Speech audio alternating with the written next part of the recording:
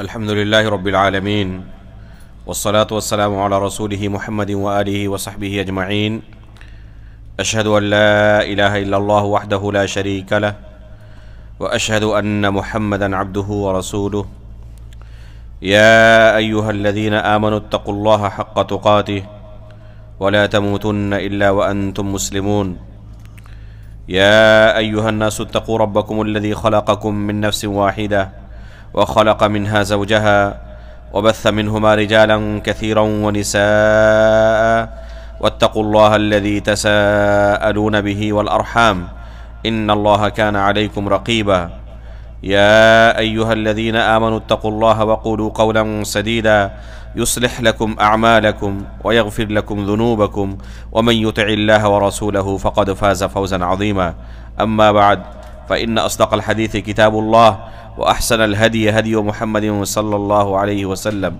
وشر الأمور محدثاتها وكل محدثة بدعة وكل بدعة ضلالة وكل ضلالة في النار. محترم و مکرم حاضرین، اللہ رب العالمین کے فضل و کرم سے آج ایمان باللہ کے تعلق سے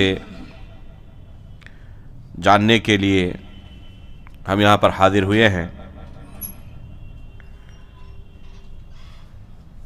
شریعت کے اندر تمام مسائل کا جاننا اور سیکھنا ایک درجے میں نہیں ہے. بہت سارے مسائل ایسے ہیں جو دین کے بنیادی مسائل کی حیثیت رکھتے ہیں، جن کا جاننا ہر مسلمان کے لیے ضروری ہے، اور بہت سارے مسائل ایسے ہیں کہ ایک عام مسلمان اگر ان مسائل کی معرفت نہیں رکھتا، علماء اکرام کو ہی ان مسائل کا علم ہو، تو اس سے فرض کفایہ ادا ہو جاتا ہے. آج جس موضوع کا انتخاب کیا گیا ہے اس درس کے لیے، اس کا شمار پہلی نوعیت سے ہے، یعنی یہ اتنا اہم مسئلہ ہے کہ جس کا جاننا ہر مسلمان کے لیے ضروری ہے. اللہ رب العالمین ہمارا خالق ہے، وہی ہماری عبادت کا مستحق ہے، لہذا تمام علوم میں سب سے شریف اور سب سے افضل علم وہ ہے جس کا تعلق اللہ رب العالمین کی معرفت سے ہے. اسی وجہ سے ایک انسان کی جب زندگی ختم ہوتی ہے اور برزخ کی زندگی شروع ہوتی ہے، قبر کے اندر سب سے پہلا جو اسے سوال کیا جاتا ہے اسی اللہ رب العالمین کے متعلق پوچھا جاتا ہے، من ربک، تمہارا رب کون تھا. اسی سے اس بات کا اندازہ لگایا جا سکتا ہے کہ اللہ رب العالمین کی معرفت کتنی اہم ہے، ضروری ہے. اللہ رب العالمین کے متعلق اگر ہمیں جاننا ہو تو اس کا بس ایک ہی طریقہ ہے کہ اس کے لیے کتاب و سنت کی طرف رجوع کیا جائے. کتاب و سنت کے اندر اللہ رب العالمین کے متعلق صحیح معلومات تفصیل کے ساتھ موجود ہیں. ان نصوص کے معانی کو اسی طریقے سے سمجھنے کی ضرورت ہے جس طریقے سے اللہ کے رسول نے صحابہ کے سامنے ان نصوص کی وضاحت کی تھی، صحابہ اکرام کو جو تعلیم دی تھی، اور پھر انہوں نے آنے والی نسل کو جو سکھایا، وہی فہم، وہی سمجھ معتبر ہے، اس کے علاوہ کوئی بھی سمجھ معتبر نہیں ہے.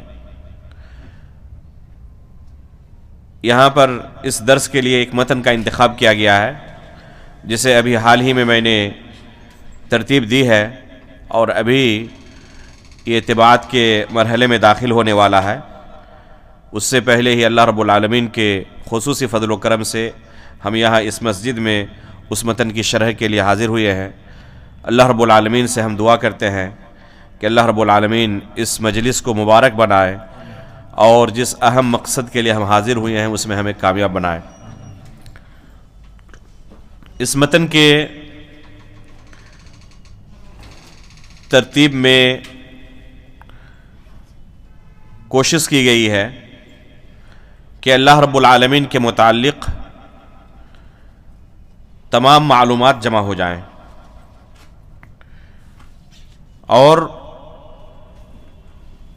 اللہ رب العالمین کے متعلق خود قرآن کریم کے اندر خود اس نے جو بیان کیا ہے، اور رسول اللہ صلی اللہ علیہ وسلم نے اپنی احادیث کے اندر بیان کیا ہے، اور سلف صالحین نے اللہ رب العالمین پر ایمان کے تعلق سے جو عقیدہ بیان کیا ہے، مختصر سے مختصر الفاظ میں ان تمام چیزوں کو بیان کر دیا جائے۔ چنانچہ یہاں پر جن الفاظ کا انتخاب کیا گیا ہے، آپ اگر غور کریں تو پائیں گے کہ ہر لفظ کے پیچھے قرآن کی یا صحیح حدیث کی کوئی دلیل موجود ہے۔ ان نصوص کو سامنے رکھتے ہوئے انتہائی مختصر الفاظ میں صرف چند صفحات میں اللہ رب العالمین کے متعلق ایک مومن کا کیا عقیدہ ہونا چاہیے اسے بیان کرنے کی کوشش کی گئی ہے۔ اس لیے انشاءاللہ ہم اس متن کے ایک ایک لفظ پر غور کریں گے، اور اس کے متعلق جو دلیل موجود ہے کتاب اللہ کے اندر، سنت رسول کے اندر، یا سلف صالحین کے نصوص میں، ان کی روشنی میں اللہ رب العالمین کی معرفت حاصل کرنے کی کوشش کریں گے۔ چنانچہ سب سے پہلے بسم اللہ اور حمد و صلات کے ساتھ اس متن کا آغاز کیا گیا ہے۔ بسم اللہ الرحمن الرحیم، الحمدللہ رب العالمین، والصلاة والسلام علی رسولہ محمد وآلہ وصحبہ اجمعین، اشہد ان لا الہ الا اللہ وحدہ لا شریک لہ، واشہد ان محمدا عبدہ ورسولہ، اما بعد۔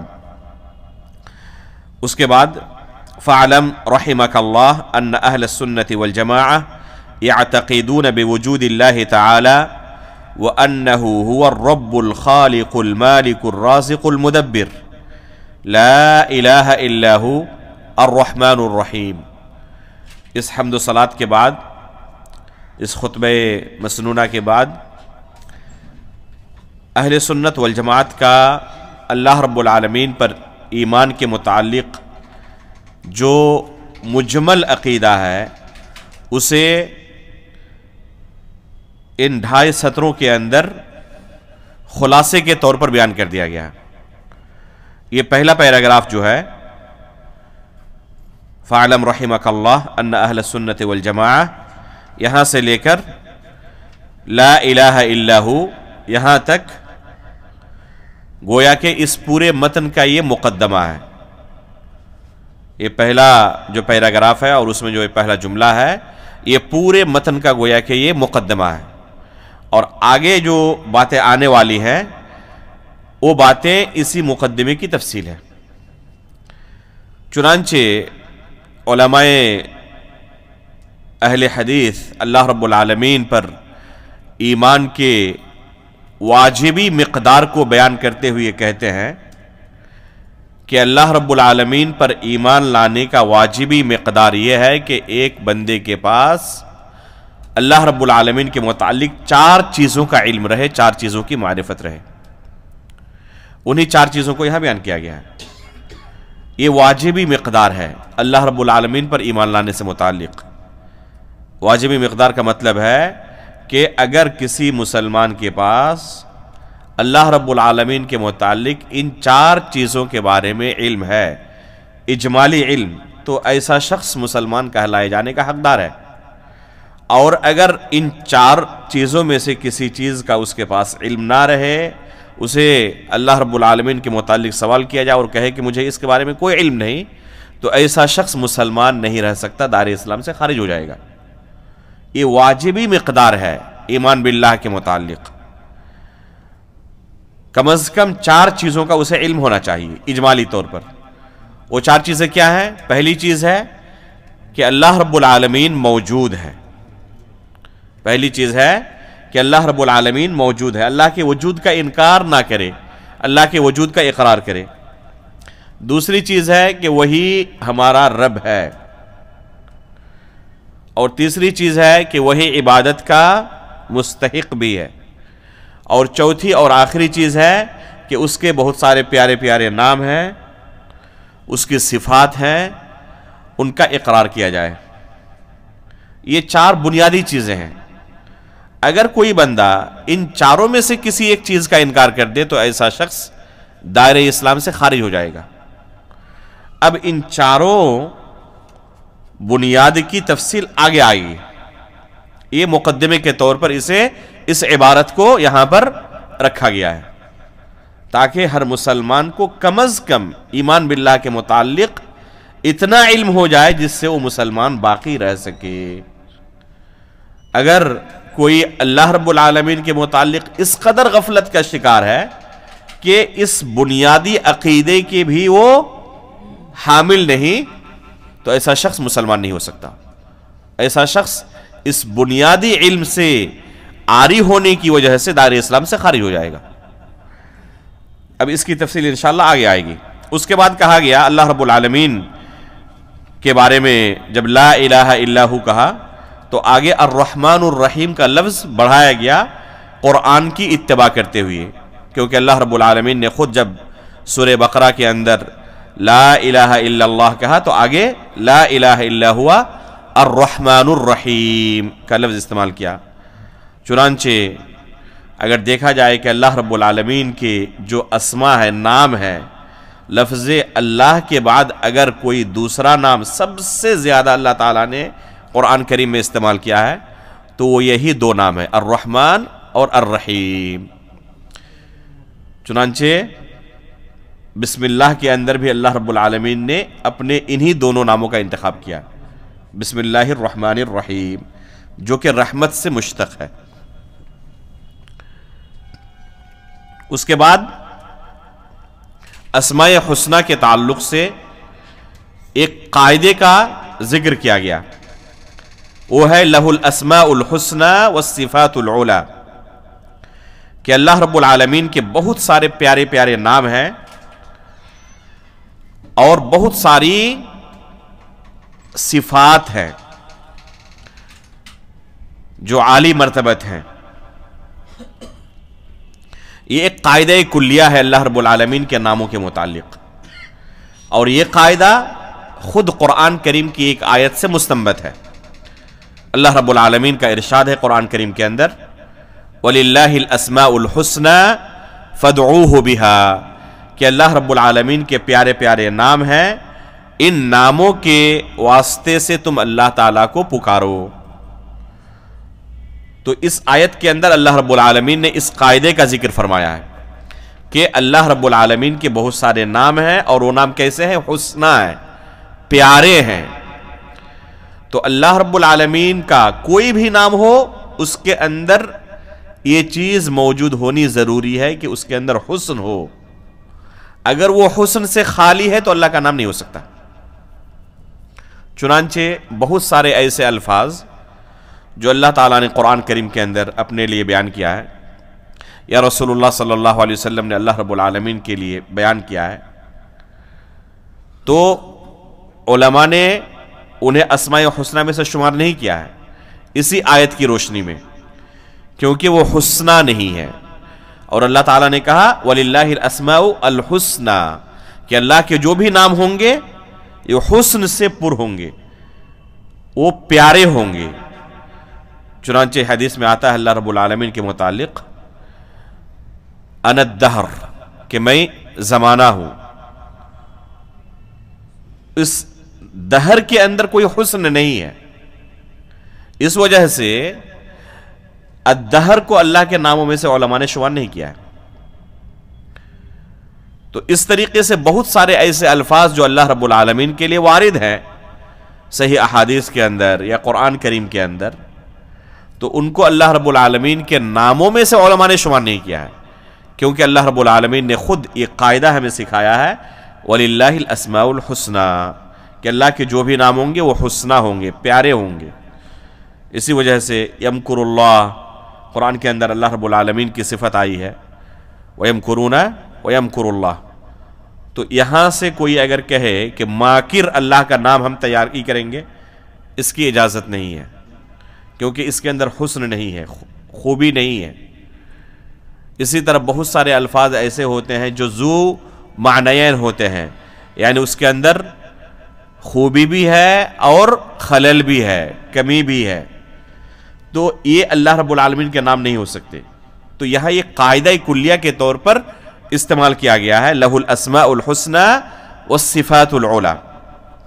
اس کے بعد ایک مشہور حدیث ہے جس کی روشنی میں آگے کی باتیں ہم سنیں گے، اور یہ حدیث اس باب کے تحت اصل کی حیثیت رکھتی ہے.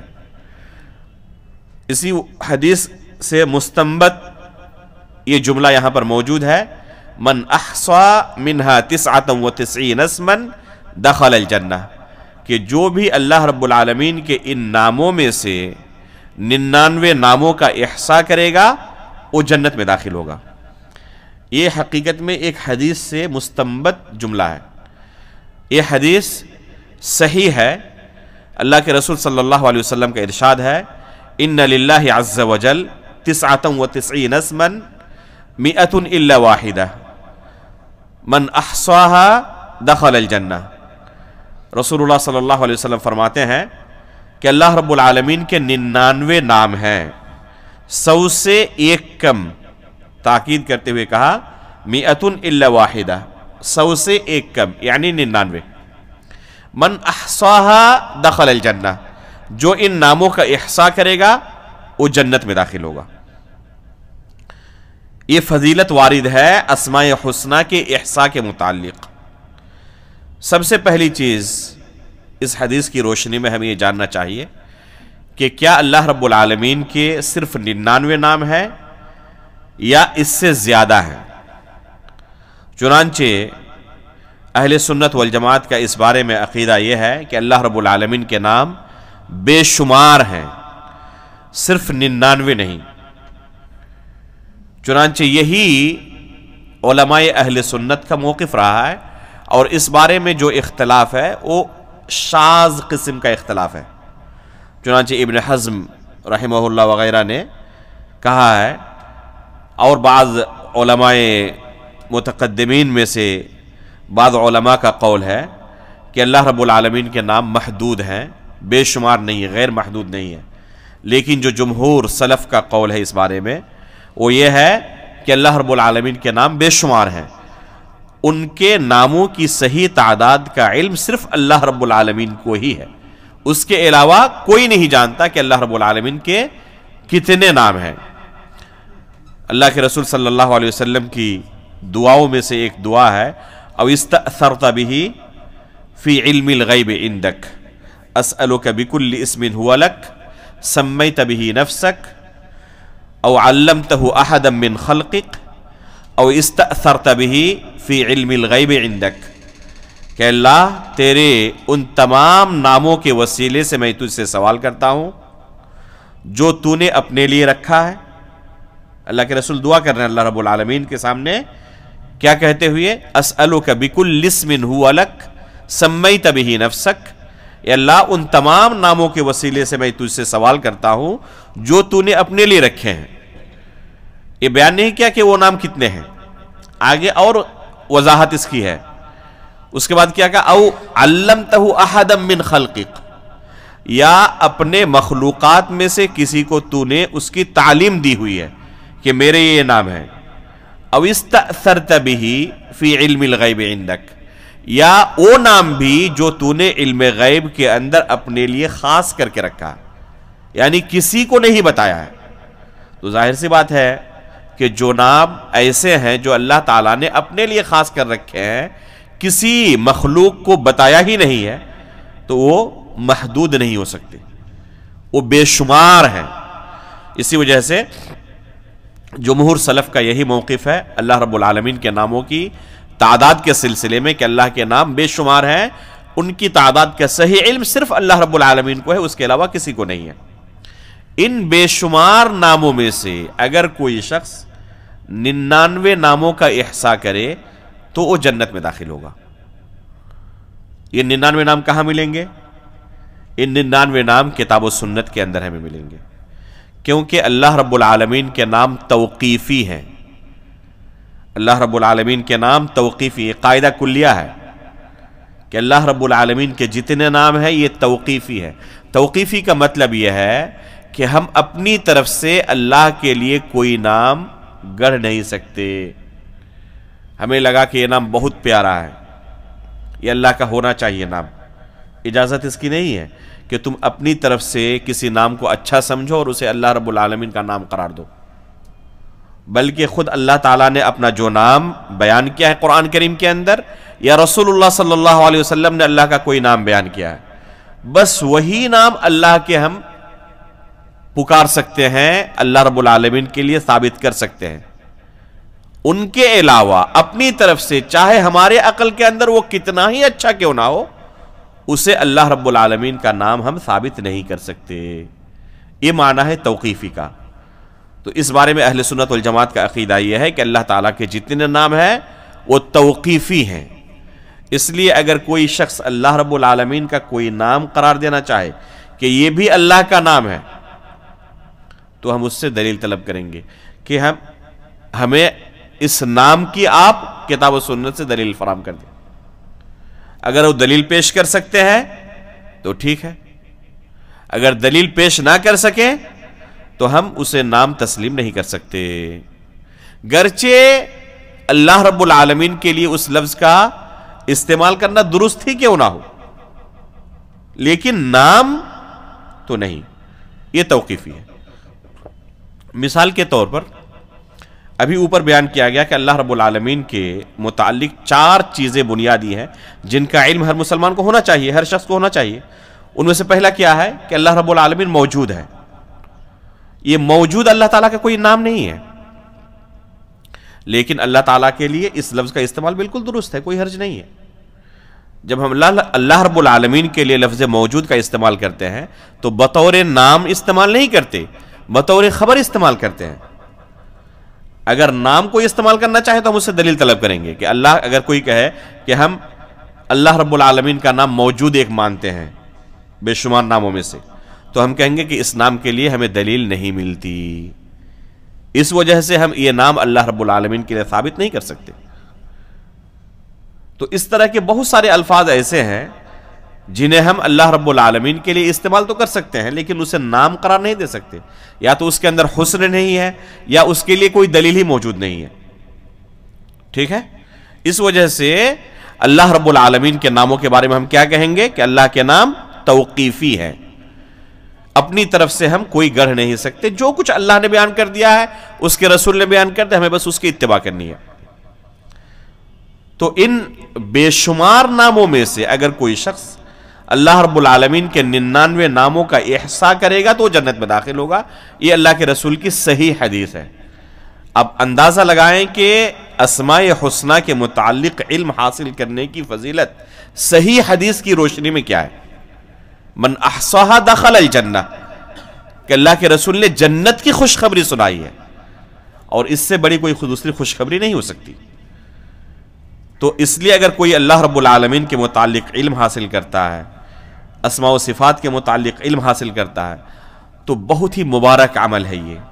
اللہ کے رسول صلی اللہ علیہ وسلم نے ایسے بندے کے لیے جنت کی خوشخبری سنائی ہے، اور یہ حدیث صحیح بخاری کے اندر موجود ہے۔ ان للہ عز وجل 99 اسما 100 الا واحدہ من احصاها دخل الجنہ۔ اب سوال پیدا ہوتا ہے کہ احصاء کا کیا معنی ہے؟ کہا کہ 99 ناموں کا جو احصاء کرے گا وہ جنت میں داخل ہوگا، تو احصاء کا کیا معنی ہے؟ کیسے ہم احصاء کریں تاکہ اس فضیلت کے اندر ہمارا بھی شمار ہو، یہ فضیلت ہمیں بھی حاصل ہو سکے۔ احصاء کی تفسیر میں سلف صالحین سے بے شمار اقوال موجود ہیں کہ احصاء کسے کہتے ہیں، لیکن ان تمام تفسیروں کو اگر ایک جگہ جمع کیا جائے اور خلاصہ نکالا جائے تو یہ نتیجہ نکلے گا کہ یہ احصاء کے 4 معنی ہیں۔ سلف نے جو لفظ احصاء کی تفسیر کی ہے تو ان کی تمام عبارتوں کو اگر جمع کیا جائے اور خلاصہ نکالا جائے تو اس کا نتیجہ یہ نکلے گا کہ احصاء کے 4 معنی ہیں۔ پہلا معنی ہے کہ اللہ رب العالمین کے ان ناموں کا صحیح تلفظ سیکھا جائے، اللہ کے جتنے بھی نام ہیں ان ناموں کو کیسے ہم اپنی زبان سے ادا کریں گے، صحیح نطق کیا ہوگا، صحیح تلفظ کیا ہوگا، یہ پہلا اسٹیپ ہے کہ اللہ رب العالمین کے ناموں کا صحیح تلفظ ہم جانیں۔ اگر ہمارا ہی کوئی نام بگاڑ کر کہے تو ہم ناراض ہو جاتے ہیں، اور بہت سارے لوگ اللہ رب العالمین کا نام بگاڑ کر کہتے ہیں، یہ جائز نہیں ہے۔ اور اگر کوئی فضیلت حاصل کرنا چاہے تو اس کے لیے ضروری ہے کہ پہلے اللہ رب العالمین کے ناموں کا صحیح تلفظ سیکھے۔ بہت سارے نام ہمارے سماج و معاشرے کے اندر رائج ہیں اللہ رب العالمین کے متعلق، غلط تلفظ کے ساتھ اللہ رب العالمین کے لیے اس تلفظ کے ساتھ کوئی نام ہمیں کتاب و سنت کے اندر نہیں ملتا جو لوگوں کے درمیان مشہور ہو چکا ہے۔ مثال کے طور پر الستار معروف ہے یا نہیں ہے؟ ہمارے معاشرے میں اللہ تعالیٰ کا یہ نام معروف ہے الستار، حالانکہ اس تلفظ کے ساتھ کتاب و سنت میں یہ نام کہیں نہیں ملتا کہ الستار اللہ تعالیٰ کا کوئی نام ہو۔ کتاب و سنت کے اندر اس معنی میں جو لفظ وارد ہے وہ سین تا کے بعد یا ہے، الف نہیں ہے۔ سین اور تا کے بعد کیا ہے؟ یا ہے، الف نہیں ہے۔ اس کے بعد را ہے، اسے کیا پڑھیں گے؟ علماء نے اسے دو طریقے سے پڑھا ہے، الستیر اور الستیر، اور مشہور ان دونوں میں سے الستیر ہے، مشہور ان دونوں میں سے الستیر ہے۔ تو حقیقت میں صحیح تلفظ اس نام کا کیا ہوگا؟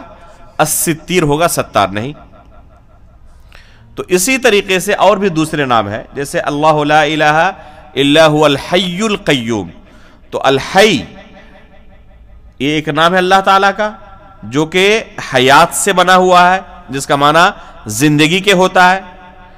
اسی سے ملتا جلتا ایک دوسرا تلفظ ہے ایک دوسرے نام کا، وہ ہے الحیون، حیون، ہا کے بعد یا ہے اور اس میں کسرہ ہے، زیر ہے، اور اس کے بعد پھر یا ہے تشدید کے ساتھ، حیون، وہ حیون ہے اور یہ حیون ہے۔ تو دونوں کے نطق کے اندر، تلفظ کے اندر فرق ہے، اور معنی کے اعتبار سے بھی بہت زیادہ فرق ہے۔ یہ بنا ہے حیا سے، شرم و حیا کرنا، کہ اللہ رب العالمین شرم و حیا کرنے والا ہے، حیون کا معنی، اور حیون کا معنی اللہ رب العالمین ہمیشہ زندہ رہنے والا ہے، اسے موت نہیں آنے والی۔ تو دونوں الگ الگ لفظ ہے، الگ الگ معنی ہے، نطق بھی الگ الگ ہے، تلفظ بھی الگ الگ ہے۔ تو احصاء کے معنی میں پہلا معنی کیا ہے کہ ایک بندہ اللہ رب العالمین کے ان ناموں کا صحیح تلفظ پہلے سیکھے، یہ پہلا اسٹیپ ہے۔ دوسرا اسٹیپ ہے کہ اللہ رب العالمین کے جتنے نام ہیں ان ناموں کے معنی سے وہ واقف ہو کہ اس نام کا کیا معنی ہے۔ اور یہ اہل سنت والجماعت کے بنیادی عقائد میں سے ہے کہ اللہ رب العالمین کے نام ذو معنی ہے، یہ بنیادی عقائد میں سے ہے کہ اللہ رب العالمین کے نام کیا ہے؟ ذو معنی ہے، یعنی ہر نام کا کوئی نہ کوئی معنی ہے۔ کوئی بھی نام اللہ تعالیٰ کا ایسا نہیں ہے جس کا کوئی معنی نہ ہو۔ اسی لیے اہل سنت والجماعت اللہ رب العالمین کے ناموں کے متعلق یہ قاعدہ بیان کرتے ہیں کہ اسماء اللہ عز وجل اعلام و اوصاف، اسماء اللہ عز وجل اعلام و اوصاف، کہ اللہ رب العالمین کے جتنے نام ہیں وہ دو چیزوں پر دلالت کرتے ہیں۔ پہلی چیز کیا ہے کہ وہ اللہ رب العالمین کے لیے علم ہے، اور دوسری چیز اللہ رب العالمین اس صفت سے متصف ہے جو اس نام کے اندر موجود ہے۔ جیسے اللہ تعالیٰ کا ایک نام ہے العلیم، تو ہم کہیں گے کہ علیم اللہ کا نام ہوا، یہ اللہ کے لیے علم ہے، اور ساتھ میں ہم یہ بھی عقیدہ رکھتے ہیں کہ اس نام کے اندر جو معنی ہے اللہ رب العالمین اس معنی سے متصف ہے۔ اللہ تعالیٰ کے اندر یہ معنی پایا جاتا ہے. چنانچہ اللہ رب العالمین کو ہم علم کی صفت سے متصف مانتے ہیں. السمیع اللہ کا نام ہے، البصیر اللہ کا نام ہے. تو اللہ رب العالمین کو ہم اس صفت سے متصف مانتے ہیں کہ اللہ تعالیٰ دیکھنے کی صفت سے، سننے کی صفت سے متصف ہے. یہ خوارج و معتزلہ اور جہمیہ وغیرہ گمراہ فرقوں کا عقیدہ ہے کہ اللہ رب العالمین کے ان ناموں کے معنی نہیں ہیں. چنانچہ وہ اللہ رب العالمین کو علیم اگر تسلیم کر بھی لیں، لیکن یہ تسلیم نہیں کرتے کہ وہ علم کی صفت سے متصف ہے. چنانچہ کہتے ہیں علیم بلا علم، سمیع بلا سمع، کہ وہ علیم تو ہے لیکن علم کی صفت سے متصف نہیں. نعوذ باللہ من ذالک. تو ہمارا عقیدہ کیا ہے کہ اسماء اللہ عز و جل اعلام و اوصاف. اللہ کے جتنے نام ہیں سب اعلام بھی ہے، اوصاف بھی ہیں. جتنے نام ہیں سب ذو معنی ہے، اس کے اندر کوئی معنی موجود ہے، اور اللہ رب العالمین کے لیے اس معنی کو ہم ثابت کرتے ہیں. تو ان ناموں کے معانی کے بارے میں ہمیں جاننا بھی ضروری ہے. یہ دوسرا اسٹیپ ہے کہ جو بھی اللہ کا نام ہو اس کا معنی کیا ہے اس کے بارے میں ہم علم حاصل کریں. تیسرا اسٹیپ ہے کہ ان ناموں کا یاد کرنا، حفظ کرنا. اور احصاء کا یہ واضح معنی ہے. احصاء کا معنی گننا، شمار کرنا، یاد کرنا. یہ عربی زبان کے اندر بہت معروف ہے. تو ایک بندہ ان ناموں کو، 99 ناموں کو یاد بھی رکھے. اور چوتھا اور آخری، العمل بمقتضى هذه الاسماء، کہ ان ناموں کے اندر جو ہمارے لیے نصیحت اور عبرت کی چیز ہے ہم اس سے نصیحت پکڑیں، اس کے تقاضے کے مطابق عمل کریں. اللہ تعالیٰ کے جتنے نام ہیں وہ زمانہ ہے، اور ہر نام کے اندر ہمارے لیے درس موجود ہے. اس میں اس نام کا جو تقاضا ہے ہمیں اس تقاضے کے مطابق عمل کرنے کی ضرورت ہے. جیسے ابھی ایک نام گزرا الستیر، کہ اللہ رب العالمین کا ایک نام الستیر ہے. کیا معنی اس کا؟ پردہ ڈالنے والا. اور اس کی حدیث کے اندر تفسیر موجود ہے کہ اللہ تعالیٰ قیامت کے دن بندوں کے کان میں سرگوشی کرے گا اور کہے گا کہ تم نے فلاں گناہ کیا تھا، فلاں گناہ کیا تھا، فلاں گناہ کیا تھا. انکار کرنے کا کوئی اس دن چارہ نہیں ہوگا، اقرار کے علاوہ کوئی دوسرا راستہ نہیں ہوگا. اللہ رب العالمین اس بندے سے کہے گا کہ ان تمام گناہوں کا علم ہوتے ہوئے بھی میں نے ان پر پردہ ڈالا ہوا تھا، تمہیں ذلیل و رسوا نہیں کیا تھا، آج بھی تمہیں رسوا نہیں کروں گا. اور اسے معاف کر دیتا ہے اور جنت میں داخل کرتا ہے. تو یہ ہمارا پروردگار ہے جو گناہوں پر پردہ ڈالنے والا. اس سے ہمیں کیا درس ملتا ہے؟ کہ ہمیں بھی اگر اپنے کسی بھائی کے کسی گناہ کا علم ہو جائے تو اسے سوشل میڈیا پر ذلیل نہ کرتے پھریں، بلکہ اس پر پردہ ڈال کر رکھیں. اللہ رب العالمین ہمارے بہت سارے گناہوں کے متعلق علم رکھتا ہے جس پر اس نے پردہ ڈالا ہوا ہے. اگر چاہے تو ہمیں بھی اسی طرح اللہ رب العالمین ذلیل و رسوا کر سکتا ہے، لیکن اس نے ہماری عزت کی حفاظت کرتے ہوئے ان پر پردہ ڈالا ہوا ہے. تو اس سے ہمیں بھی درس لینا چاہیے کہ ہمیں بھی اپنے اگر کسی بھائی کے گناہ کا علم ہو جائے تو اس کی تشہیر نہ کریں، اسے ذلیل و رسوا نہ کریں، اس پر پردہ ڈالیں. چنانچہ اللہ کے رسول کی حدیث ہے من ستر علی مسلم ستر اللہ علیہ یا سترہ اللہ، کہ اگر کوئی شخص کسی مسلمان پر پردہ ڈالتا ہے تو اللہ رب العالمین بھی اس پر پردہ ڈالتا ہے. تو یہ گناہوں کے متعلق ہے، بدعات کے متعلق نہیں ہے. بعض لوگ خلط ملط کر دیتے ہیں اس مسئلے کو، اور اگر کسی کے اندر کوئی بدعات موجود ہو تو اس پر بھی پردہ ڈالنے کی کوشش کرتے ہیں. حالانکہ گناہوں پر ایسا بندے پردہ نہیں ڈالتے. کسی کے گناہ کا علم ہو جائے تو وہاں پر اس کی برائی بیان کریں گے، لیکن کسی کے اندر کوئی بدعات دیکھیں تو بدعت کی پردے داری کریں گے، اسے چھپا کر رکھیں گے. حالانکہ بالکل ان کا معاملہ کتاب و سنت کے برعکس ہوتا ہے. کسی کے گناہ کے بارے میں کوئی پتہ چل جائے تو یہاں پر ہمیں پردہ ڈالنا چاہیے، لیکن اگر کسی کی بدعت معاشرے کے اندر پھیل رہی ہو اور لوگ اس سے متاثر ہو رہے ہوں اور گمراہ ہو رہے ہوں، تو یہاں پر پردہ ڈالنا نہیں ہے، بلکہ اس کی بدعت سے لوگوں کو آگاہ کرنا ہے تاکہ لوگ اس سے دور رہیں اور اپنے دین و ایمان کی حفاظت کریں۔ تو یہ ہے حکم پردہ ڈالنے کا بھی جو معاملہ ہے۔ تو یہاں پر بھی اگر مصلحت کا تقاضا ہو کہیں پر کہ اس کے اس برائی کا ذکر کسی خاص شخص کے سامنے کیا جائے تو وہاں پر اس کی اجازت بھی ہے۔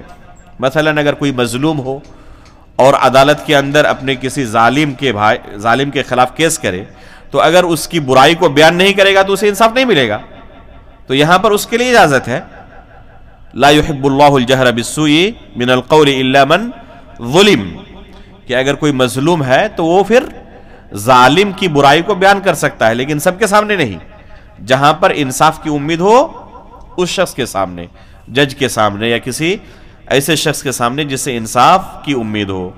یا کوئی آپ سے مشورہ طلب کرنے کے لیے آئے کہ میں اپنی بیٹی کی شادی کرنا چاہتا ہوں فلاں شخص سے، آپ کے وہ دوست ہیں، آپ اس سے بہت قریب ہیں، تو اس کے بارے میں بتائیں۔ آپ کو پورا علم تھا کہ وہ نشیڑی ہے، اس کے باوجود آپ نے پردہ ڈالا کہ ایک مسلمان کے گناہوں پر پردہ ڈالنا چاہیے، اور اس کو بتایا نہیں، اس نے اپنی بیٹی کی شادی کر دی، اس کی زندگی تباہ ہو گئی۔ تو یہاں پر پردہ ڈالنا نہیں ہے، یہاں پر اس بھائی کو بیان کرنا ضروری ہے جو آپ سے مشورہ طلب کرنے کے لیے آیا تھا۔ خود اللہ کے رسول سے جب مشورہ طلب کیا گیا شادی کے متعلق خاتون نے، تو اللہ کے رسول نے جو کچھ جانتے تھے بیان کیا اس خاتون کے سامنے۔ تو اس سے ہمیں درس کیا ملا الستیر سے، کہ جس طرح اللہ تعالیٰ ہمارے گناہوں پر پردہ ڈالا ہوا ہے، ہمیں بھی دوسرے کے گناہوں پر پردہ ڈالنا چاہیے۔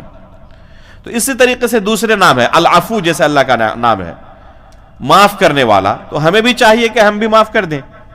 ہم چاہتے ہیں کہ اللہ تعالیٰ ہمارے گناہوں کو معاف کر دے، لیکن ہمارے متعلق اگر کسی نے کوئی تشدد کیا تو اسے معاف نہیں کرنا چاہتے، صرف انتقام ہی لینا چاہتے ہیں، حالانکہ ہم چاہتے ہیں اللہ رب العالمین سے کہ اللہ تعالیٰ انتقام نہ لے۔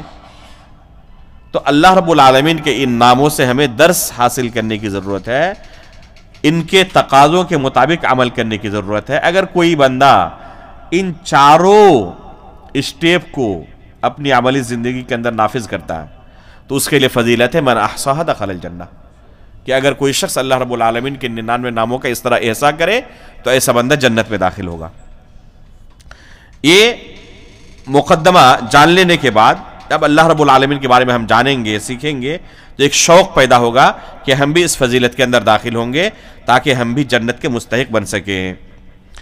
اب اس کے بعد جو سب سے پہلے مقدمے کے اندر بیان کیا گیا تھا کہ اللہ رب العالمین کے ناموں کے متعلق، اللہ رب العالمین کے اوپر ایمان کے متعلق ہمیں کم از کم 4 چیزوں کا علم ہونا چاہیے، جن میں سے پہلی چیز کیا تھی کہ اللہ رب العالمین موجود ہے۔ اس میں رد ہے لبرلز پر، ملحدین پر، جو اللہ رب العالمین کے وجود کو ہی تسلیم نہیں کرتے، کہتے ہیں کہ یہ دنیا ایسے ہی پیدا ہو گئی ہے، ایسے ہی ہر چیز چل رہی ہے، کوئی خالق نہیں ہے، اللہ رب العالمین کا وجود نہیں ہے۔ کیوں؟ کیونکہ ہم نے اللہ کو دیکھا نہیں، اور جس چیز کو ہم نے دیکھا نہیں اسے کیسے مان سکتے ہیں؟ اس طرح کے بہت سارے شبہات رہتے ہیں ان ملحدین کے ذہن میں، جو اللہ رب العالمین کے وجود کا ہی انکار کر دیتے ہیں۔ اس لیے اللہ رب العالمین کے اوپر ایمان کے تقاضوں میں سے پہلا مرحلہ یہ ہے کہ اللہ رب العالمین کے وجود کا اقرار کرے۔ اللہ رب العالمین کے وجود کا اقرار کرنا یہ بنیادی ضرورت ہے۔ اگر وہ اللہ رب العالمین کے وجود کا ہی اقرار نہیں کرتا تو باقی چیزوں کا پھر اقرار و انکار بے معنی ہے۔ تو سب سے پہلے وہ اللہ رب العالمین کے وجود کا اقرار کرے۔ کیسے اللہ رب العالمین کے وجود کا وہ اقرار کرے گا؟ کیسے اسے معرفت حاصل ہوگی؟ تو اللہ رب العالمین نے اسے عقل کی نعمت سے نوازا ہے۔ اپنے اسی عقل کی بنیاد پر وہ دنیا کے اندر بے شمار چیزوں کا ادراک کرتا ہے، صحیح اور غلط کا فیصلہ کرتا ہے، اور اسی عقل کے تقاضے کے مطابق عمل کرتا ہے۔ کسی لبرل کو، کسی ملحد کو آپ نے یہ نہیں دیکھا ہوگا کہ وہ اپنے بستر پہ پیشاب و پاخانہ کرتا ہے اور بھوک لگتی ہے تب بھی نہیں کھاتا ہے، ایسا ہوتا ہے کبھی؟ وہ ایسا نہیں کرتا. اپنی دنیاوی ضروریات جو ہیں ان ضروریات کو پورا کرنے کے لیے، بلکہ بھوک لگی ہو تو سب سے افضل کھانا کھانے کی وہ کوشش کرتا ہے. صاف صفائی کا انتہائی اہتمام کرتا ہے، کرنا بھی چاہیے. تو اگر وہ اقرار ہی نہیں کرتا اللہ رب العالمین کا اور ان تمام چیزوں کے نتائج کا، تو دنیاوی زندگی کے اندر بھی اسی قاعدے کے تحت سے زندگی گزارنی چاہیے، لیکن نہیں گزاریں گے. وہ وہاں پر پھر منفعت اور نقصان کو دیکھ کر فیصلہ کریں گے کہ اس سے ہمیں فائدہ مل سکتا ہے، اس سے ہمیں نقصان مل سکتا ہے. اس وجہ سے وہ عقل کے مطابق کیا کرتے ہیں؟ فیصلے لیتے ہیں. تو اسی عقل کے مطابق اللہ رب العالمین کے متعلق فیصلہ کیوں نہیں لیتے؟ اپنے عقل سے پوچھے کہ کیا حقیقت میں اللہ رب العالمین کے وجود کا انکار کرنا عقل کے مطابق ہے؟ اگر اپنے عقل سے وہ پوچھتا تو چاہے وہ کتنا ہی بڑا ظالم کیوں نہ ہو، ایک شخص اللہ رب العالمین کے وجود کا انکار نہیں کر سکتا کہ اللہ رب العالمین موجود ہی نہیں ہے اور کوئی خالق ہی نہیں ہے. خود اپنے نفس کے اندر اگر انسان غور کر لے تو یہ قبول کرنے پر مجبور ہوگا کہ ممکن نہیں ہے کہ اللہ رب العالمین کے علاوہ کسی نے اس جسم کو پیدا کیا ہو. چنانچہ اللہ رب العالمین نے قرآن کریم کے اندر اسی فکر و عمل کی دعوت دی ہے. وَفِي الْأَرْضِ آيَاتٌ لِّلْمُوقِنِينَ وَفِي أَنفُسِكُمْ أَفَلَا تُبْصِرُونَ وَفِي السَّمَاءِ رِزْقُكُمْ وَمَا تُوعَدُونَ، کہ اس زمین کے اندر یقین کرنے والوں کے لیے بہت ساری نشانیاں ہیں. وَفِي أَنفُسِكُمْ أَفَلَا تُبْصِرُونَ، اور اے لوگو کیا تم اپنے نفس کے اندر بھی غور نہیں کرتے؟ تو انسان اگر اپنے نفس پر غور کر لے تو اللہ رب العالمین کے وجود کا اقرار کرنے کے علاوہ اس کے پاس کوئی چارہ نہیں ہوگا. اس لیے آپ دیکھیں جب اللہ کے رسول کو اللہ رب العالمین نے دنیا کے اندر مبعوث فرمایا تو سب کے سب کیا تھے؟ کافر تھے. ان کے سامنے قرآن اور حدیث کی دلیل کام نہیں کرے گی. کون سی دلیلیں کام کریں گی؟ جو عقل سے ریلیٹڈ ہو، جو ان کے عقل کو مجبور کر دے فیصلہ کرنے پر کہ اللہ رب العالمین ہمارا خالق ہے. اس کے علاوہ اس دنیا کا اور اس جسم کا ہی اتنے بہترین طریقے سے کام کرنا ممکن نہیں ہے. چنانچہ آپ دیکھیں پہلی آیت جو نازل ہوئی اس میں اللہ تعالیٰ نے اپنی صفات میں سے جس صفت کا انتخاب کیا وہ کون سی صفت تھی؟ تخلیق کی صفت. اقرأ بسم ربک الذی خلق. کیوں؟ کیونکہ یہ عقلی دلیل ہے. اللہ رب العالمین نے ایک انسان کو عقل کی نعمت سے نوازا ہے، اسی عقل کی بنا پر وہ فیصلہ کرنے پر مجبور ہو جائے گا کہ ہمارا خالق اللہ رب العالمین ہے، اس کے علاوہ کوئی دوسرا خالق نہیں ہو سکتا. لقد خلقنا الانسان فی احسن تقویم، کہ بہترین سانچے میں ہم نے انسان کو پیدا کیا. یا ایھا الانسان ما غرک بربک الکریم. اللہ رب العالمین نے 30ویں پارے کے اندر، جو کہ مکہ کے اندر یہ چھوٹی چھوٹی تمام صورتیں نازل ہوئی ہیں. اب دیکھیں 30ویں پارے کی جو صورتیں ہیں، تمام صورتیں کہاں پہ نازل ہوئی؟ مکہ کے اندر، جہاں پر مخاطب جتنے بھی تھے سب کون تھے؟ کفار تھے. تو یہاں پر اللہ رب العالمین نے اپنی وحدانیت کی دلیل کے طور پر ان کے سامنے کون سی دلیلیں ذکر کی ہیں؟ عقلی دلیلیں ذکر کی ہیں، کیونکہ ایک انسان کو اللہ رب العالمین نے عقل کی نعمت سے نوازا ہے. ان فی خلق السماوات والارض واختلاف اللیل والنہار لآیات لأولی الالباب، کہ زمین و آسمان کی پیدائش میں، رات اور دن کے آنے جانے میں عقل مندوں کے لیے بڑی بڑی نشانیاں ہیں. تو اللہ نے تمہیں عقل کی نعمت سے نوازا ہے تو ان پر غور نہیں کرتی، ان پر غور کرو. اگر ان چیزوں پر انسان غور کر لے تو اللہ رب العالمین کے وجود کا اقرار کرنے کے علاوہ اس کے پاس کوئی چارہ نہیں ہوگا. خود انسان کے اپنے جسم کے اندر کم از کم 5 چیزیں ایسی ہیں جو ایک انسان کو، عقل مند کو، یہ فیصلہ لینے پر مجبور کر دیتی ہے کہ اللہ رب العالمین موجود ہے اور وہی خالق ہے. ایک ہے ہماری شکل و صورت. روزانہ اللہ رب العالمین کتنی نئی شکلیں ادا کرتے ہیں. پوری دنیا میں آج کتنے لوگ پیدا ہوئے شمار بھی ہم نہیں کر سکتے. دنیا کا بڑا سے بڑا آرٹسٹ ہو جو خیالی تصویریں بناتا ہے، بلکہ دنیا کے اندر جتنے آرٹسٹ ہیں سب کو جمع کر لیا جائے اور ان سے کہا جائے کہ ایسی تصویریں ہمیں بنا کر دیں جن کا ابھی وجود نہیں ہے، جن کا ابھی دنیا میں وجود نہیں ہے. کتنی تصویر بنا سکتا ہے؟ پوری دنیا کے آرٹسٹ ملا کر اتنی خیالی تصویریں نہیں بنا سکتے جتنی اللہ رب العالمین آئندہ کل پیدا کرنے والے ہیں.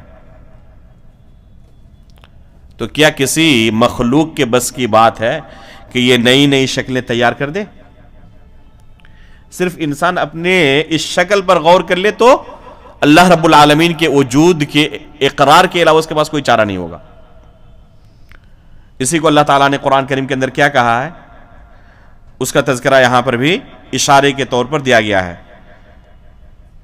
جس کا ابھی انشاءاللہ آگے تذکرہ آئے گا جب تخلیق کی صفت آئے گی. تو اسی طرح اللہ رب العالمین نے ہمیں یہ آنکھیں دی ہیں. ان آنکھوں پر انسان اگر غور کرے تو دنگ رہ جائے گا کہ کیا کسی مخلوق کے بس کی بات ہے کہ اسے پیدا کرے؟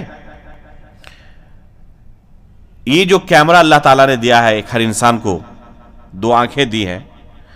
دنیا کے اندر آج اتنی ترقی ہو جانے کے باوجود بھی کوئی ایسا کیمرہ وجود میں نہیں آیا ہے جو ان آنکھوں کا مقابلہ کر سکے.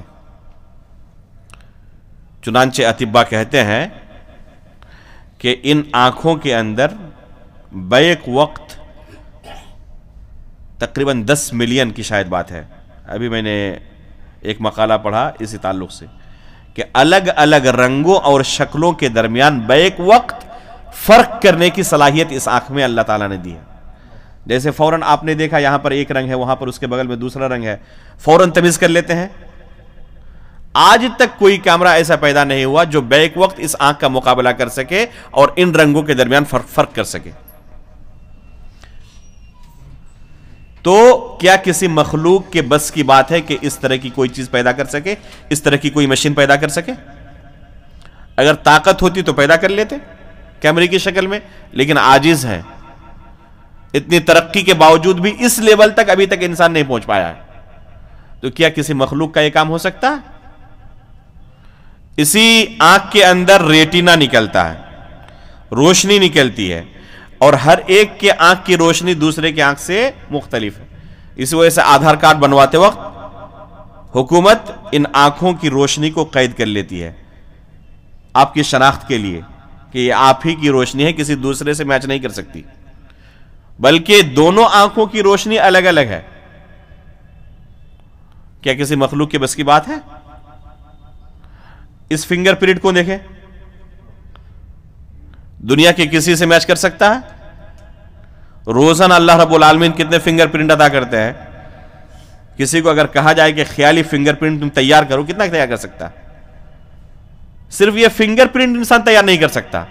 پوری دنیا مل کر اگر کوشش کر لیے کہ چلو ہم کچھ خیالی فنگر پرنٹ تیار کرنا شروع کرتے ہیں، تو اللہ رب العالمین روزانہ جو نئے فنگر پرنٹس دیتے ہیں دنیا میں، انسان پوری دنیا مل کر ایک دن کا مقابلہ نہیں کر سکتا. حالانکہ جب سے دنیا بنی ہے آج تک کتنے مخلوق اللہ تعالیٰ نے پیدا کیے اور کتنے لوگ آنے والے ہیں. تو کیا کسی مخلوق کے بس کی بات ہے یہ کام کرنا؟ اسی طرح ہر انسان کے جسم میں اللہ تعالیٰ نے ایک خاص بو رکھی ہے جو دوسرے سے مختلف ہے. انسان جہاں سے گزرتا ہے وہاں پر اس کی وہ بو موجود رہتی ہے. وہ چلا گیا ہو لیکن اس کی بو موجود ہے. آپ نے لباس پہنا، اس لباس کے اندر آپ کے جسم کی وہ بو موجود ہے. اسی وجہ سے کہیں پر کوئی قتل وغیرہ کا حادثہ ہو گیا ہو تو کھوجی کتوں کے ذریعے پولیس قاتل تک پہنچنے کی کوشش کرتی ہے. کیسے؟ ان کتوں کے اندر اللہ تعالیٰ نے یہ حس دے رکھی ہے کہ اس بو کو وہ محسوس کرتے ہیں. اس کے علاوہ دوسرے مخلوقات میں اللہ تعالیٰ نے وہ حس نہیں دی ہے. تو اگر قاتل کا گزر بھی ہوا ہو تو کتے پہنچ کر بتا دیتے ہیں کہ یہاں سے فلاں شخص گزرا تھا، اس کی بو وہاں پر موجود ہے۔ اللہ تعالیٰ نے قرآن کریم کے اندر یوسف علیہ السلام کے قصے میں بیان کیا ہے کہ جب یوسف علیہ السلام کے بھائی گئے اپنے والد کا تذکرہ کیا تو یوسف علیہ السلام نے کیا دیا ان کو؟ اپنی قمیص اتار کر دے دیا۔ اذهبوا بقمیصی ھذا، کہا کہ میری یہ قمیص لے جاؤ اور والد صاحب کے چہرے پر ڈال دینا، یأتی بصیرا، ان کی بینائی لوٹ آئے گی۔ یہ بھائی لے کر گئے یوسف علیہ السلام کی قمیص کو، جب قریب پہنچے یعقوب علیہ السلام سے، ابھی بتایا بھی نہیں ہے کچھ کہ ہم یوسف علیہ السلام سے مل کر آ رہے ہیں، والد کو تو پتا ہے کہ مر چکے ہیں، اور ان کے ساتھ ان کی قمیص بس ہے، ابھی خبر بھی نہیں کیا ہے کہ ان کی قمیص ہے۔ یعقوب علیہ السلام کو اللہ تعالیٰ نے یہ طاقت دی کہ اس خوشبو کو جو یوسف کافی کئی سال پہلے بھی چڑھ چکے ہیں، کہتے انی لاجد ریح یوسف، کہ مجھے یوسف کی بو محسوس ہو رہی ہے، لولا ان تفندون، اگر تم مجھے دیوانہ اور پاگل نہ کہنے لگو تو مجھے یہ کہنے کی جسارت ہے کہ مجھے یوسف کی بو محسوس ہو رہی ہے۔ تو اللہ رب العالمین نے ہر جسم کے اندر ایک بو رکھی ہے جو دوسرے سے مختلف ہے۔ کیا کسی مخلوق کے بس کی بات ہے کہ یہ پیدا کر سکے؟ تو یہ اللہ تعالیٰ نے جو عقل کی نعمت سے ہمیں نوازا ہے، ایک انسان اسی عقل کی بنیاد پر جب دوسری چیزوں کے بارے میں فیصلہ کرتا ہے تو اللہ تعالیٰ کے بارے میں کیوں فیصلہ نہیں کرتا؟ تو یہ اللہ رب العالمین کے وجود کی بے شمار دلائل میں سے چند دلیلیں ہیں۔ اس طرح کی بے شمار دلائل کا تذکرہ اللہ تعالیٰ نے قرآن کریم کے اندر کیا ہے، رسول اللہ صلی اللہ علیہ وسلم نے اپنی احادیث کے اندر کیا ہے۔ تو یہ ہے پہلی چیز۔ دوسری چیز کیا کہا اللہ رب العالمین کے متعلق؟ کہ اللہ رب العالمین ہمارا رب ہے، یہ دوسری چیز ہے۔ اور رب ہونے کا کیا معنی ہے؟ رب کے اندر تین بنیادی چیزیں شامل ہیں کہ اللہ رب العالمین خالق ہے، مالک ہے اور مدبر ہے۔ توحید ربوبیت کی تفسیر جب کی جاتی ہے، تعریف کی جاتی ہے، تو اس میں کیا کہا جاتا ہے کہ اللہ رب العالمین ہمارا خالق ہے، مالک ہے اور اس کائنات کو چلانے والا ہے۔ چنانچہ اللہ رب العالمین کی ربوبیت کی دلیل یہاں پر ذکر کی گئی ہے۔ خلق الماء والعرش والقلم وكتب به مقادير الخلائق وخلق السماوات والأرض في 6 أيام ورفع السماوات بغير عمد ترونها ويمسكها أن تقع على الأرض إلا بإذنه وسخر الشمس والقمر كل يجري لأجل مسمى يدبر الأمر يفصل الآيات۔ یہاں پر جتنے کلمات ہیں، ہر کلمے کو یا تو اللہ کے رسول کی حدیث سے یا قرآن کی آیت سے اخذ کیا گیا ہے۔ سب سے پہلا جملہ جو بیان کیا گیا، خلق الماء والعرش والقلم، کہ اللہ رب العالمین ہمارا رب ہے، اس کی دلیل یہ ہے کہ وہ تخلیق کی صفت سے متصف ہے۔ اقرأ بسم ربک الذی خلق، اس رب کے نام سے پڑھو جس نے پیدا کیا۔ اور اللہ رب العالمین کی مخلوقات میں سب سے پہلی مخلوق کیا ہے؟ قلم۔ کوئی دوسرا قول ہے کسی کا؟ جی بتائیں۔ پانی۔ اور کسی کا کوئی دوسرا؟ قلم اور پانی، دو قول آیا سامنے۔ اور بتائیں کوئی؟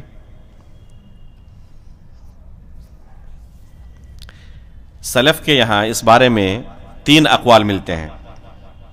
سب سے پہلی مخلوق کیا ہے اس بارے میں 3 اقوال ملتے ہیں۔ ایک ہے پانی، دوسرا ہے عرش اور تیسرا ہے قلم۔ چنانچہ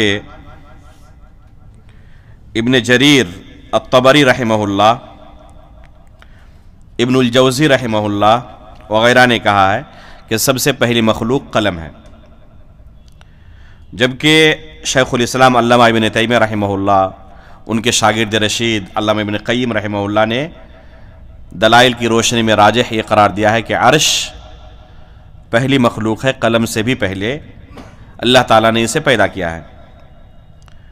اور عبداللہ بن مسعود رضی اللہ تعالی عنہ اور سلف صالحین کی ایک جماعت سے یہ مروی ہے کہ پانی سب سے پہلے اللہ تعالیٰ نے پیدا کیا ہے، اس کے بعد دوسری مخلوقات کو پیدا کیا ہے۔ تو یہ تین اقوال ملتے ہیں اور ہر قول کی دلیل موجود ہے، یعنی جس نے بھی جو قول اختیار کیا ہے خواہشات نفس کی پیروی کرتے ہوئے اختیار نہیں کیا ہے، بلکہ دلیل کی روشنی میں اس قول کو اختیار کیا ہے۔ ان تینوں اقوال میں اقرب الی الصواب معلوم ہوتا ہے والعلم عند اللہ کہ پہلی مخلوق پانی ہے، اس کے بعد عرش ہے، اس کے بعد قلم ہے۔ اسی وجہ سے یہاں پر جو سیاق ہم نے انتخاب کیا ہے خلق الماء والعرش والقلم، کہ اللہ تعالیٰ نے پانی کو پیدا کیا، عرش کو پیدا کیا اور قلم کو پیدا کیا۔ سب سے پہلی مخلوق ہونے کے بارے میں یہ تین اقوال ہیں۔ چنانچہ مشہور حدیث ہے، اور اکثر لوگوں کو پوچھا جائے تو یہی قلم کے بارے میں کہتے ہیں۔ مشہور حدیث ہے کہ اول ما خلق اللہ القلم فقال له اکتب قال ما اکتب قال اکتب مقادیر کل شیء حتی تقوم الساعہ۔ یہ سنن ترمذی، ابی داؤد وغیرہ کی روایت ہے اور صحیح روایت ہے، صحیح سند سے موجود ہے۔ اس کے اندر جو لفظ ہے وہ کیا ہے؟ اول ما خلق اللہ القلم فقال له اکتب قال ما اکتب، کہ اللہ رب العالمین نے سب سے پہلی جو چیز پیدا کی وہ کیا ہے؟ قلم ہے، اور پیدا کرنے کے بعد کہا کہ لکھو۔ تو پوچھا قلم نے کیا لکھوں؟ کہا کہ اکتب مقادیر کل شیء حتی تقوم الساعہ، کہ ہر چیز کی تقدیر لکھ دو یہاں تک کہ قیامت قائم ہو جائے، قیامت تک واقع ہونے والے تمام چیزوں کی تقدیر لکھ دو۔ تو یہ حدیث دلیل ہے ان لوگوں کی جو کہتے ہیں کہ سب سے پہلی مخلوق قلم ہے۔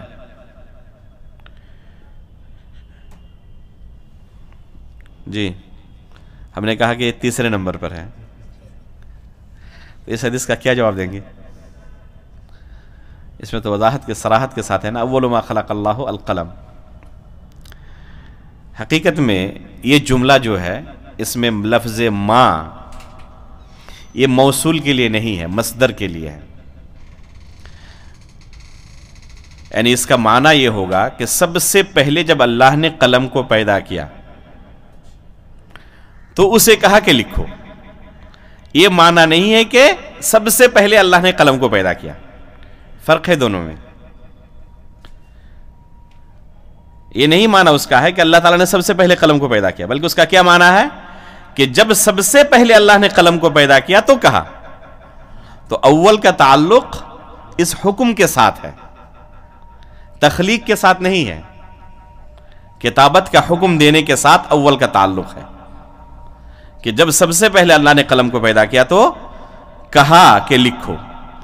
تو اول کا تعلق کس کے ساتھ ہے؟ کتابت کا حکم دینے کے ساتھ ہے، تخلیق کے ساتھ اللہ اول کا تعلق نہیں ہے۔ چنانچہ قلم سے پہلے عرش کو اللہ نے پیدا کیا ہے، دوسری دلیل سے ہمیں بالکل وضاحت کے ساتھ یہ علم ہوتا ہے۔ چنانچہ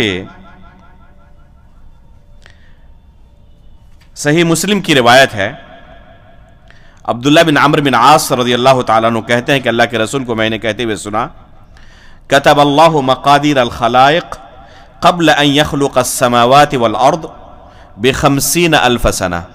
یہ تقدیر کے باب میں بھی حدیث آتی ہے اور بہت اہم حدیث ہے کہ اللہ رب العالمین نے مخلوقات کی تقدیر کو زمین و آسمان کی پیدائش سے 50,000 سال پہلے لکھ دیا ہے۔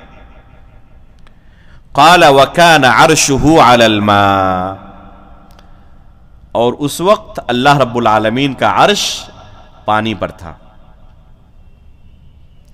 تو اس کا مطلب کہ جب قلم کو پیدا کیا، لکھنے کا حکم دیا، اس وقت اللہ کا عرش موجود تھا پانی پر۔ اس کا مطلب کہ عرش اس سے پہلے اس کا وجود آ چکا تھا، قلم سے پہلے۔ چنانچہ یہی شیخ الاسلام ابن تیمیہ رحمہ اللہ کا موقف ہے، اس حدیث کی روشنی میں انہوں نے اسی موقف کو اختیار کیا ہے، اور علامہ ابن قیم رحمہ اللہ نے قصیدہ نونیہ کے اندر اسی چیز کو بیان کیا ہے۔ والناس مختلفون فی القلم الذی کتب القضاء به من الدیان هل كان قبل العرش هو او بعده قولان عند ابی العلاء الحمدانی والحق ان العرش قبله لأنه عند الكتابة كان ذا ارکان، کہتے والحق ان العرش قبل، صحیح یہ ہے کہ عرش قلم سے پہلے موجود تھا، لأنه عند الكتابة كان ذا ارکان، کیونکہ جب لکھا جا رہا تھا بندوں کی تقدیر کو، مخلوق کی تقدیر کو، اس وقت اللہ رب العالمین کا عرش موجود تھا۔ تو یہ دلیل ہے کہ اللہ رب العالمین کا عرش اس سے پہلے ہے، اور اس سے پہلے پانی ہے، جس کی دلیل موجود ہے کہ اللہ رب العالمین، جیسے اسی میں وَكَانَ عَرْشُهُ عَلَى الْمَاءِ، کہ اللہ کا عرش پانی پر تھا، تو اس سے پانی کا بھی ثبوت ملتا ہے۔ اور عبداللہ بن مسعود رضی اللہ تعالیٰ عنہ اور دیگر سلف صالحین سے اس بارے میں روایتیں موجود ہیں۔ چنانچہ ابو رزین کی روایت ہے، کہتے ہیں کہ میں نے اللہ کے رسول صلی اللہ علیہ وسلم سے پوچھا کہ اللہ کے رسول، جب اللہ تعالیٰ نے اپنی مخلوقات پیدا نہیں کی تھی اس وقت اللہ تعالیٰ کہاں تھے؟ تو کہا کَانَ فِي عَمَاءٍ مَا تَحْتَهُ هَوَا وَمَا فَوْقَهُ هَوَا، کہ اللہ تعالیٰ عما میں تھے، نہ اس کے نیچے ہوا نہ اوپر ہوا۔ وَخَلَقَ عَرْشَهُ عَلَى الْمَاءِ، اور پھر اللہ تعالیٰ نے پانی پر عرش کو پیدا کیا۔ تو عرش کو پیدا کرنے کی بات آئی پانی کے اوپر، اس کا مطلب کہ پانی اس سے پہلے پیدا اللہ رب العالمین کر چکے تھے۔ حالانکہ یہ صراحت نہیں ہے، بہت سارے علماء نے اس کی یہ توجیہ کی ہے کہ پانی اور عرش دونوں ایک ساتھ پیدا ہوئے ہیں، نہ عرش کو پانی سے پہلے کہہ سکتے ہیں نہ پانی کو عرش سے پہلے کہہ سکتے ہیں۔ بہرحال یہ اختلاف موجود ہے، البتہ قلم سے پہلے عرش یہ راجح ہے، لیکن عرش اور پانی کے درمیان کیا ایک دوسرے کو ترجیح دے سکتے ہیں یا نہیں دے سکتے؟ تو اس بارے میں دو موقف ہے، بعض علماء کہتے ہیں کہ پانی کو پہلے کہا جائے گا، عرش کو اس کے بعد، اور بعض کہتے ہیں نہیں، ایک کو دوسرے پر مقدم نہیں کیا جا سکتا، زیادہ سے زیادہ یہ کہا سکتا ہے کہ دونوں ایک ساتھ پیدا ہوئے ہیں۔ بہرحال ایک علمی مسئلہ ہے یہ۔ تو یہاں پر اسی وجہ سے جو ہم نے سیاق اختیار کیا، خلق الماء والعرش والقلم، اور عرش اللہ رب العالمین کی مخلوقات میں سب سے بڑی مخلوق ہے۔ عرش اللہ کی مخلوقات میں سب سے بڑی مخلوق ہے، اور جب اس کا بھی خالق اللہ ہے تو اللہ تعالیٰ اس سے بڑے ہیں۔ اس لیے ہم کیا کہتے ہیں؟ اللہ اکبر، کہ اللہ رب العالمین سب سے بڑا ہے، کیونکہ اللہ رب العالمین ان تمام مخلوقات کا خالق ہے۔ جب یہ مخلوقات اتنی بڑی ہیں تو جو ان مخلوقات کا خالق ہوگا، ظاہر سی بات ہے کہ وہ ان مخلوقات سے بڑا ہے۔ اور اللہ رب العالمین کا عرش کتنا بڑا ہے؟ آیت الکرسی کے اندر اللہ رب العالمین نے بیان کیا ہے، وَسِعَ كُرْسِيُّهُ السَّمَاوَاتِ وَالْأَرْضِ، کہ اللہ کی کرسی زمین و آسمان کو گھیرے ہوئی ہے۔ اللہ رب العالمین کی کرسی کیا ہے؟ زمین و آسمان کو گھیرے ہوئی ہے۔ تو پوری زمین و آسمان، 7 زمینیں 7 آسمان، اس کرسی کے بالمقابل جو اللہ رب العالمین کے قدم رکھنے کی جگہ ہے، اس کرسی کے بالمقابل ان 7 زمین و آسمان کی حیثیت کیا ہے؟ جیسے کوئی حلقہ ہو، کوئی گول دائرے والی چیز ہو، کسی چٹیل میدان کے اندر پڑی ہوئی ہو، تو اس چٹیل میدان کے بالمقابل اس گول دائرے کی کیا حیثیت ہے؟ کوئی حیثیت نہیں۔ اسی طرح 7 زمین و آسمان کی حیثیت اللہ رب العالمین کی کرسی کے بالمقابل ہے، اور اس کرسی کی حیثیت عرش کے بالمقابل اسی طرح ہے جیسے 7 زمین و آسمان کی حیثیت کرسی کے بالمقابل ہے۔ تو اللہ رب العالمین کا عرش پھر کتنا بڑا ہے، ایک انسان تصور بھی نہیں کر سکتا۔ اس عرش کا بھی خالق اللہ رب العالمین ہے۔ سبحان اللہ و بحمدہ عدد خلقہ ورضا نفسہ، اس کے بعد کیا کہا؟ وزنۃ عرشہ، کہ اللہ رب العالمین کے عرش کے وزن کے برابر میں اللہ کی تسبیح بیان کرتا ہوں۔ بہت ہی پیاری دعا ہے یہ، خصوصاً صبح کے وقت ایک انسان کو 3 مرتبہ یہ دعا ضرور پڑھنی چاہیے۔ سبحان اللہ وحمدہ عدد خلقہ، کہ اللہ کی جتنی مخلوقات ہیں، کسی کو علم ہے کتنی مخلوقات ہیں؟ تو دیکھیں کتنی عظیم دعا ہے۔ عدد خلقہ ورضا نفسہ، اور اللہ رب العالمین کی مرضی کے مطابق، وزنۃ عرشہ، اور اس کے عرش کے وزن کے بمقدار، اور اللہ رب العالمین کا عرش سب سے بڑی مخلوق ہے۔ ومداد کلماتہ، اور اللہ رب العالمین کے جو کلمات ہیں، اللہ رب العالمین کلام کی صفت سے متصف ہے، تو اس کے لیے جتنی روشنائی کی ضرورت ہے اس کے بمقدار میں اللہ رب العالمین کی پاکی بیان کرتا ہوں، حمد و ثنا بیان کرتا ہوں۔ تو یہ نہایت ہی پرمغز دعا ہے۔ تو اس سے پتہ چلتا ہے کہ عرش سب سے وزنی اور سب سے بڑی مخلوق ہے۔ وَكَتَبَ بِهِ مَقَادِرَ الْخَلَائِقِ، بِهِ کا تعلق ہے قلم کے ساتھ، کہ اس قلم سے اللہ رب العالمین نے مخلوقات کی تقدیر کو لکھا ہے۔ وَخَلَقَ السَّمَاوَاتِ وَالْأَرْضَ فِي 6 أَيَّامٍ، اور اللہ رب العالمین نے زمین و آسمان کو کتنے دنوں میں پیدا کیا ہے؟ 6 دنوں کے اندر، جیسے کہ قرآن میں اس نے خود صراحت کی ہے۔ قرآن میں اس کے بعد کیا ہے؟ ثم استوى على العرش، اس کے بعد اللہ رب العالمین عرش پر مستوی ہوا۔ اس کے بعد کیا کہا؟ رفع السماوات بغیر عمد ترونها، اللہ رب العالمین کی ربوبیت کی بہت بڑی دلیل ہے کہ یہ آسمان جو ہم اپنے سروں کے اوپر دیکھ رہے ہیں، اسے اللہ تعالیٰ نے بغیر کسی کھمبے کے اٹھایا ہوا ہے۔ یہ کیا کسی مخلوق کی بس کے بات ہے؟ ایک چھوٹی سی چیز اٹھا کر اس طرح دکھا دے، ہوا میں رکھ کے نہیں رکھ سکتا، وہ اس کے پاس یہ طاقت نہیں ہے۔ لیکن اس آسمان کو اللہ رب العالمین نے بغیر کسی کھمبے کے اٹھایا ہوا ہے۔ اسی ہاوڑا پل کو، ہاوڑا بریج کو، کتنی بڑی انسان اپنی کامیابی تصور کرتا ہے کہ چند میٹر ایک بریج کو ہم نے بنا دیا ہے جس میں کسی پل کی ضرورت نہیں پڑی۔ اسے کتنی بڑی اپنی کامیابی تصور کرتا ہے، اور وہ اس آسمان کو نہیں دیکھتا اپنے اوپر، جسے اللہ رب العالمین نے بغیر کسی ستون کے کھڑا کر کے رکھا ہے۔ اور آگے کیا کہا؟ یمسکها ان تقع علی الارض، اور اس قدر اسے سنبھالا ہوا ہے کہ وہ زمین پر گرتا بھی نہیں۔ اگر اللہ تعالیٰ چاہے تو اسے گرا دے اور زمین کو تہس نہس کر دے، لیکن اسے سنبھالا ہوا ہے۔ یہ بریج اور یہ پل چند سالوں کے بعد وہ ریٹائر ہو جاتے ہیں، خراب ہو جاتے ہیں، پھر وہی انجینئر کہتے ہیں کہ اب اس کو توڑنا ضروری ہے ورنہ کبھی بھی وہ گر سکتا ہے، حادثہ ہو سکتا ہے۔ لیکن اللہ رب العالمین نے وَيُمْسِكُهَا أَن تَقَعَ عَلَى الْأَرْضِ إِلَّا بِإِذْنِهِ، لیکن جب اللہ کا اذن آئے گا تو وہ گر بھی سکتا ہے، لیکن اللہ رب العالمین نے اسے زمین پر گرنے سے روکا ہوا ہے، تھاما ہوا ہے۔ وَسَخَّرَ الشَّمْسَ وَالْقَمَرَ، اور سورج اور چاند کو بھی اللہ تعالیٰ نے مسخر کر کے رکھا ہے۔ اللہ رب العالمین نے ہر ایک کا ایک محور بنایا ہوا ہے، وہ اپنے محور پر گھوم رہا ہے، چل رہا ہے۔ لَلشَّمْسُ يَنبَغِي لَهَا أَن تُدْرِكَ الْقَمَرَ وَلَا اللَّيْلُ سَابِقُ النَّهَارِ، کبھی ایسا نہیں ہوتا کہ سورج چاند سے آگے بڑھ جائے، ٹکرا جائے۔ اگر ٹکرا جائے تو کیا ہو جائے گا؟ تہس نہس، تباہ ہو جائے گی پوری دنیا۔ لَلشَّمْسُ يَنبَغِي لَهَا أَن تُدْرِكَ الْقَمَرَ، یہ سورج، یہ زمین، چاند کو اس کو کراس نہیں کر جاتا، اس کے آگے نہیں بڑھ جاتا، اسے پا نہیں لیتا وہ۔ اور نہ ایسا ہوتا ہے کہ یہ رات اور دن کے آنے جانے کا جو سسٹم اللہ نے بنایا ہے وہ اس کا سسٹم بگڑ جائے۔ ایسا ہوا کہ 4-5 گھنٹے کا دن ہونے کے بعد فوراً رات آ گئی، ایسا نہیں ہوتا، بلکہ ایک اس کا اللہ تعالیٰ نے سسٹم بنایا ہوا ہے، اسے مسخر کیا ہوا ہے، اور اسی محور پر بہترین نظام کے ساتھ وہ چل رہا ہے۔ کل یجری لاجل مسمی یدبر الامر، اور تمام کائنات کی جتنی بھی چیزیں ہیں، تمام امور کی اللہ تعالیٰ نے تدبیر کی ہوئی۔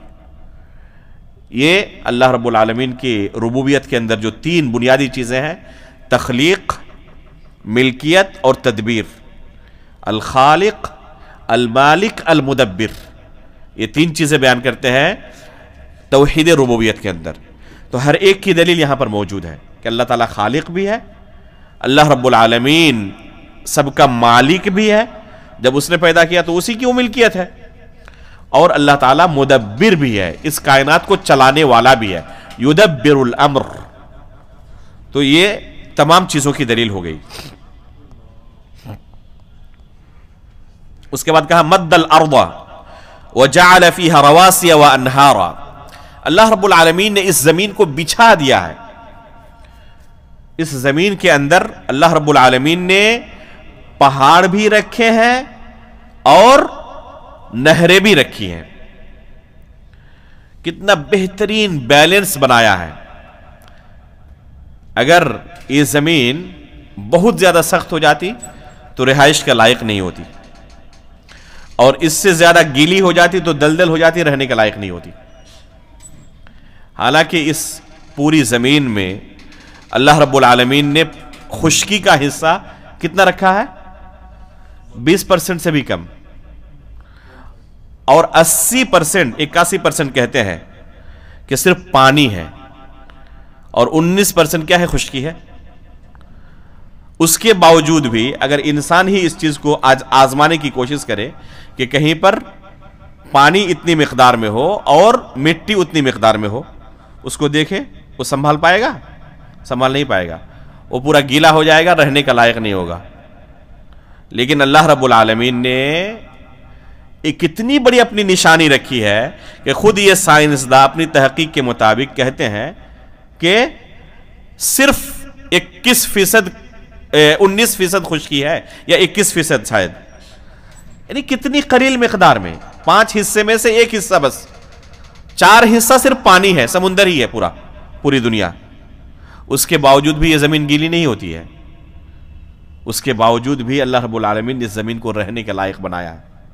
وَمَدَّ الْأَرْضِ, اس زمین کو اللہ تعالیٰ نے بچھا دیا ہے جیسے کہ انسان کے رہنے کے لائق ہو جائے. وَلَكُمْ فِي الْأَرْضِ مُسْتَقَرٌّ وَمَتَاعٌ إِلَىٰ حِينٍ وَفِي الْأَرْضِ آيَاتٌ لِلْمُوقِنِينَ. اللہ تعالیٰ نے کہا اس زمین کے اندر یقین کرنے والوں کے لیے بڑی بڑی نشانی اللہ تعالیٰ نے رکھی ہیں. اس کے بعد وَمِن كُلِّ الثَّمَرَاتِ جَعَلَ فِيهَا زَوْجَيْنِ اثْنَيْنِ, اور ہر پھل کے اندر اللہ تعالیٰ نے 2 جوڑے رکھے ہیں. ہر پھل کے اندر اللہ رب العالمین نے 2 جوڑے رکھے ہیں. اس کے بعد کہا یغشی اللیل النہار یطلبہ حثیثا, کہ رات دن کو ڈھانپ لیتی ہے اور اسے بہت تیز رفتاری کے ساتھ پا لیتی ہے. اس کے لیے اللہ رب العالمین نے اس کا ایک نظام مقرر کر کے رکھا ہے. ایسا نہیں ہوتا کہ کبھی رات لمبی ہوتی گئی اور صبح ہی نہیں ہوئی, دن ہی نہیں آیا, یا دن اتنا طویل ہو گیا کہ رات کبھی نہیں آئی. بلکہ اللہ رب العالمین نے اس کا ایک سسٹم بنا کر رکھا ہے. فَسُبْحَانَ الَّذِي أَتْقَنَ كُلَّ شَيْءٍ وَأَحْسَنَ.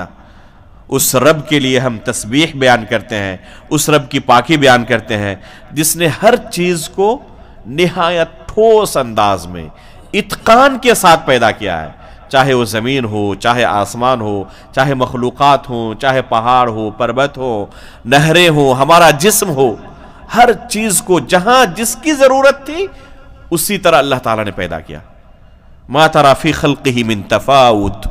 اللہ رب العالمین کی تخلیق میں تم تفاوت نہیں دیکھو گے, بے ڈھنگا پن نہیں دیکھو گے. انتہائی اتقان کے ساتھ اللہ تعالیٰ نے ان تمام چیزوں کو پیدا کیا. صرف انسان اپنے جسم پر غور کر لے, اسی چہرے پر غور کر لے کہ اگر یہ ناک پیچھے طرف ہوتے تو انسان کھانا کھانے میں کتنا ٹائم لگاتا؟ پہلے آنکھوں سے دیکھتا اور پھر اس کے بعد سونگھنے کے لیے پیچھے لے جاتا کہ کھانے کے لائق بھی ہے, سڑ چکا ہے کھانا. یہ اگر کوئی کھانا سڑ چکا ہو تو کوئی کھا سکتا ہے؟ اس کو پیسہ بھی دیا جائے, اس میں اگر بدبو آ رہی ہو تو نہیں کھا سکتا. یہی آنکھ اگر پیچھے چلی جاتی اور ناک اور منہ سامنے رہے تو کتنی پریشانی ہوتی. وہاں سے دکھا کر لایا کہ اس میں کوئی کیڑا مکوڑا تو نہیں ہے, پھر جب کھانا شروع کیا تو وسوسہ پیدا ہو گیا, شاید اس دوران کوئی کیڑا آ گیا ہے, اس میں کچھ گر گیا ہے, پھر پیچھے لے گیا, پھر آگے لایا, پریشان ہو جاتا.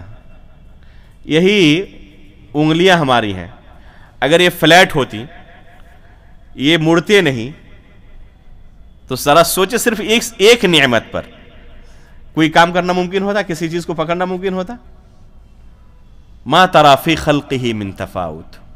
اللہ رب العالمین کی تخلیق پر انسان غور کرے تو اچنبھا رہ جائے کہ اللہ رب العالمین کی تخلیق میں کسی طرح کا کوئی تفاوت نہیں ہے، بے ڈھنگا پن نہیں ہے. جس طرح ہونا چاہیے اسی طرح، اس سے کہیں بہتر، جہاں انسان کی سوچ تک نہیں پہنچ سکتی. وما ترى من فطور وما ترى فیہ من فطور. اور اللہ رب العالمین کی تخلیق میں تم کبھی کوئی شغاف، کوئی خلل نہیں پا سکتے، کوئی عیب نہیں پا سکتے.